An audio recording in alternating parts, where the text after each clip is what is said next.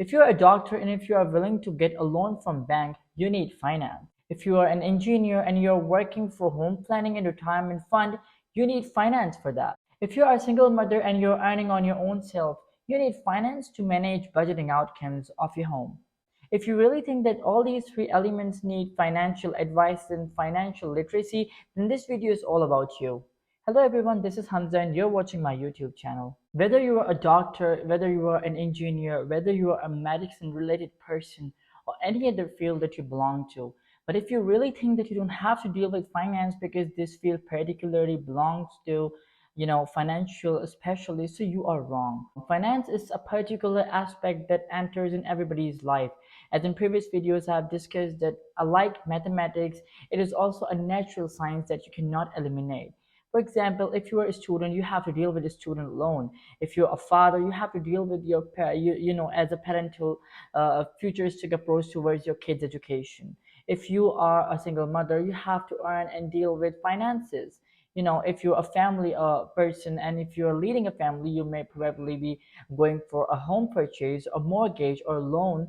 So all these things include finance, regardless of which field you belong to.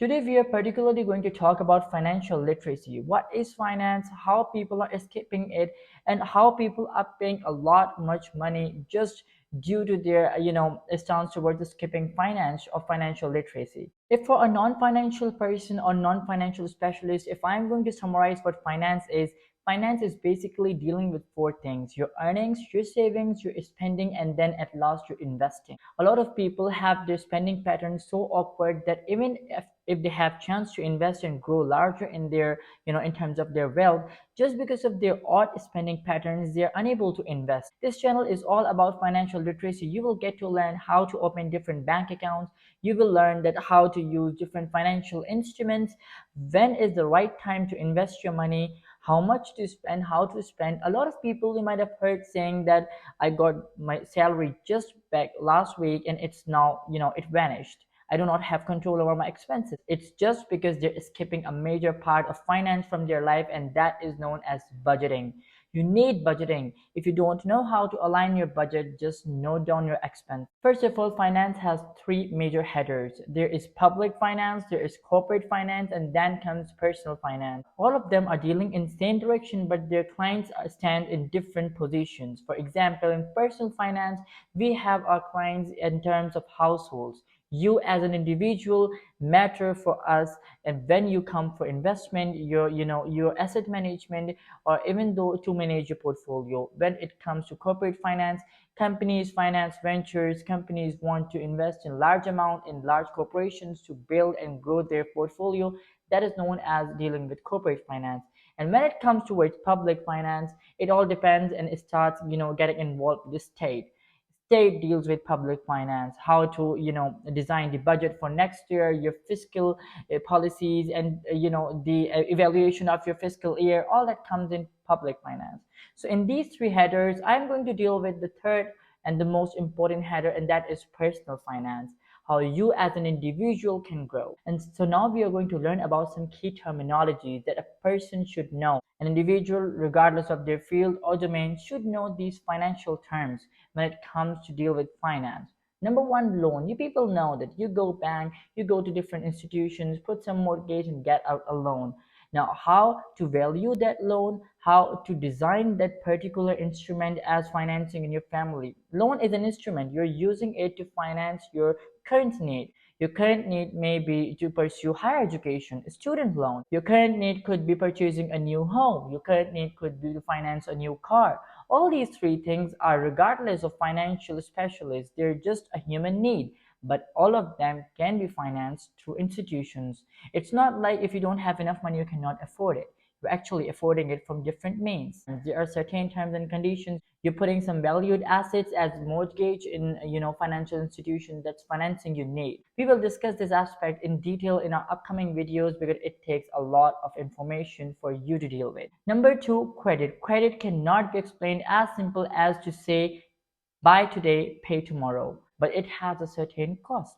A lot of people don't know that when they're paying tomorrow, they're actually paying for the duration they are taking to pay that amount for. You're availing the service today. If you're taking longer time to pay tomorrow, you're payment is going to get doubled. That's sometimes known as interest or cost of borrowing. Credit is a usual term. Credit is now derived into our daily life. For example, checking out through your grocery stores, you can use it to fuel your car, or you can even use it to buy tickets for your tour, airplane tickets. So all of these things are involving credit. How to design your credit policy, how to use it in a certain way that it should benefit you. You might have heard of people enjoying their miles in their traveling.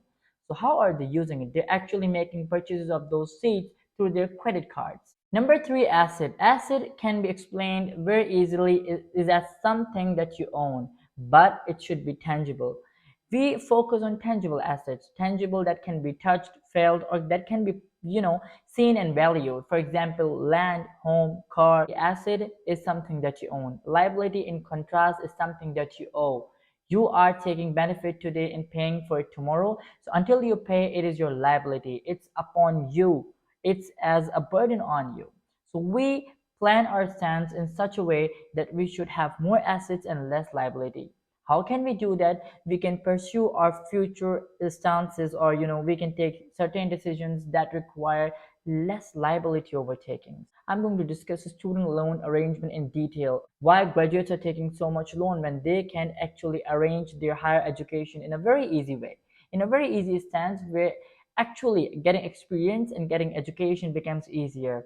So it's a stance that I'm going to discuss in details. Please, if you really want to know that, do subscribe to my channel. I bet that you're going to learn a lot of new things that will benefit you. Number five, budget. As you have heard people saying that my salary just vanished, or I cannot actually control my expenses. It's because they're not paying attention to the pattern they're spending their money. If you're getting your salary, okay, start from this month. Just write down your expenses so you can actually make difference between necessary expenses and the expenses that are draining out money from your pocket. For next month, you can control on some expenses because you have track of your past expenditure. So as we discussed, that finance has so many roles in our daily life.